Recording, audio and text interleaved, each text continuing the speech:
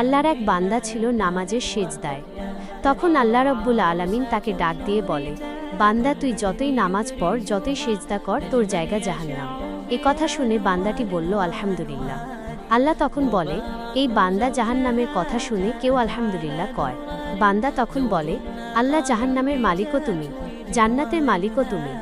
তুমি আল্লাহ খুশি হয়ে যদি আমাকে জাহান্নামেও দাও, তাও আমার আপত্তি করার কোনো অধিকার নেই।